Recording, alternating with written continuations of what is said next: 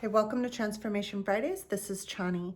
We are going to talk about boundaries today and the difference between setting a boundary and creating a standard. Setting boundaries is something that we talk about a lot and we hear about a lot. And boundaries are effective and they definitely have their place in terms of what they offer as a tool for disrupting a pattern. What I think we miss a lot of times in the conversation when we're talking about setting boundaries or holding boundaries or having boundaries is the then what part of the conversation. So you set a boundary and then what?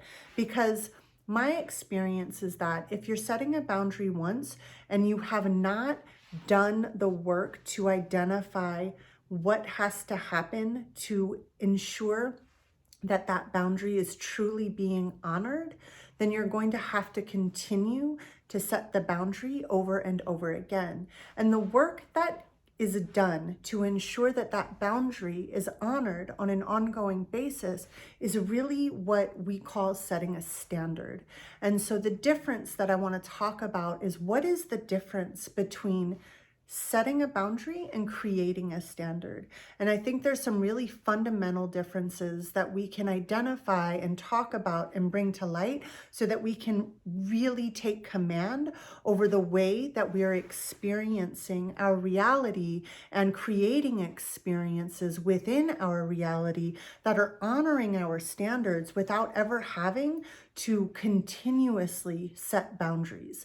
If you are proactive and you are consciously thinking about and feeling into the standard that you want for your life in every aspect, whether it be romantic partnership, whether it be career, whether it be friendship, health, whatever it is, resources, money, time, all of these things, if you are really thinking about and putting energy into what is the way that I want to experience this? What is the way that I want to experience relationship? What's the standard that I have? Boundaries are no longer necessary to ensure that that standard is being honored because you are living in this space. Now, a boundary, again, is an effective tool. And it's not to say that if you have an established standard that you will never have to set a boundary again. You may. What it does offer, though, is a very key difference in understanding that if a boundary has been set, you know what to do from that point.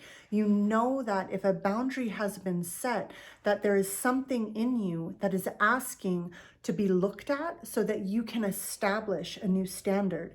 And standards will shift as well. The difference is, and this is something that's been really key for me in understanding the difference in how to navigate these two things so that I can be clear about whether I'm creating a standard or setting a boundary, is that when you're creating anything, right? There's a consciousness to it. There's an intention to it. There is a relationship with and a conversation with yourself to ensure that what it is that you're creating is reflective of the intention and the desire. When you're setting a boundary, it's typically reactive, right? Something occurs and you're like, oh shit, I need to set a boundary. I need to set a boundary there, right? Whereas when you're creating a standard, you're doing so from a very thoughtful, proactive place. So that for me has been the key difference in understanding how to navigate the difference between the two. Is a standard is proactive. A boundary is reactive. A boundary requires maintenance. I have to keep checking on that thing. I have to keep making sure, hey, are we holding my boundary? Are you staying within the bounds of the parameters that I have set? Whereas a standard is sustainable. And the difference for me with this is that entails infrastructure. That means that there is something within that standard that exists that, unless I consciously shift it, does not have to be checked on because I am embodying it. And it's a part of the infrastructure of how I operate and navigate through my reality. And anything that does not match that energetically isn't really going to have an entryway in. So this is really the key difference. Is boundaries are designed and intended to disrupt patterns, and they are effective in that way. Then what? Then you want to set a standard so that you can ensure that whatever it is you want to create a standard so that you can ensure whatever you've set a boundary around is now really transcended into an idea of what it is that you want to experience within your life. And so this is my offering for you today, is to just really feel into this. Are there areas where you're continuously setting boundary that you have an opportunity to look at and maybe really create a standard for yourself?